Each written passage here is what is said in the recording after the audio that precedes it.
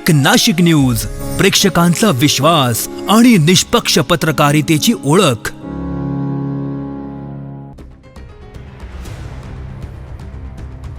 नाशिक महापालिकेच्या महासभेत नगरसेवक ॲडव्होकेट गौरव गोवर्धने यांनी प्रशासनाला चांगलंच धारेवर धरलं। प्रभाग क्रमांक 3 मध्ये मोठ्या प्रमाणात पाणी गळती होत असतानाही अधिकाऱ्यांकडून दुर्लक्ष होत असल्याचा गंभीर आरोप त्यांनी केलाय। नागरिक भरघोस कर भरत असतानाही पाणी आणि रस्ते यासारख्या मूलभूत सुविधांसाठी त्यांना संघर्ष करावा लागत असल्याचं त्यांनी ठणकावून सांगितलं।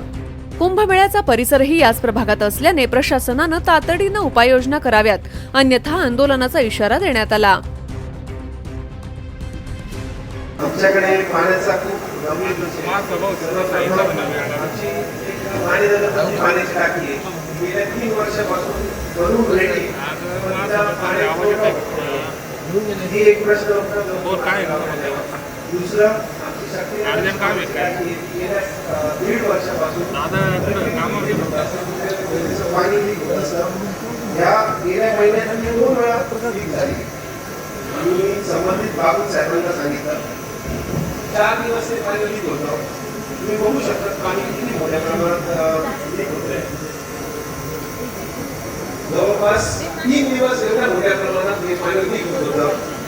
मी 13 तारखेला ज्यावेळेस लीक झाली त्यावेळेस बाबू साहेबांना फोन केला की साहेब पाणी लीक होत आहे, तर मग आपण ती पाईपलाईनचं काही नवीन टेंडर केलंय का, काही चेंज करायचं का? त्यावेळेस ते म्हणे की नवीन टेंडर झालंय ती पाईपलाईन चेंज करायचं, पण पाईप काही आली नाही। आता परत 26 तारखेला मी परत ती लीक झाली, परत त्यांना कॉल केला। 2 तारखेपर्यंत ते पाणी लिकेज चालू होतं। 2 तारखेला ते पाणी लिकेज बंद झालं। त्यावेळेस मी विचारलं की साहेब काय झालं, पाईप आले का तुमचे? तर साहेबांचं म्हणणं हो आता पाईप आले, आता लवकरच पाण्याची चालू। मेन मुद्दा हा आहे की ज्यावेळेस ही पाण्याची मेन लाईन फुटली त्यावेळेस आमच्या प्रभागात 7-7 दिवस पाण्याचं रुटीन बसायचं। मी ऑनलाईनशी बोललो, ऑनलाईनचं म्हणणं होतं की पाणी एकदा भरलं की प्रत्येक कॉलनीला 30-35 मिनिटं आम्ही जास्तीत जास्त पाणी देऊ शकतो दाबाने।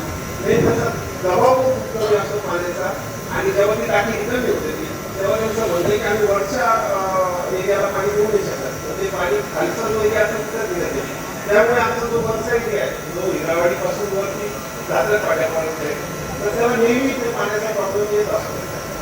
दुसरी गोष्ट की आता जर कुंभमेळा बऱ्यापैकी आमच्या प्रभागात होणार आहे, जवळपास अजून आमच्या सगळं तर 1 लाख रुपयांपर्यंत जर आपण पाण्याची व्यवस्था होत नाही कंटिन्यू आम्हाला कंप्लेंट्स आहे।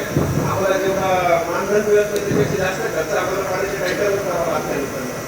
आपण जर हे होत नसेल पाण्याचं सॉल्व तर एक तर आम्हाला याला मुलींसाठी करून देण्यात यावी, जेणेकरून सगळ्या सोसायटीमध्ये आम्हाला कोण मागून देत नाही, तिला विरोधाचं पाणी आपल्याशी होत नाही।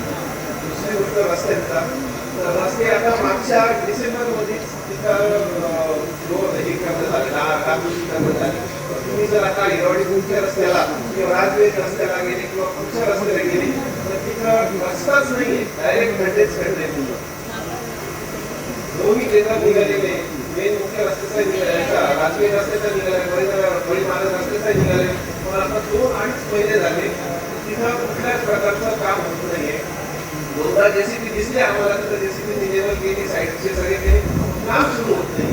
तिथं कंटिन्यू ऍक्सिडेंट्स होत आहे लोकांचे। तुम्ही लवकरात लवकर याच्यावर काहीतरी निर्णय घ्या आणि आम्हाला याच्यातून बाहेर काढायला असं तुमच्याकडे अपेक्षा करतो।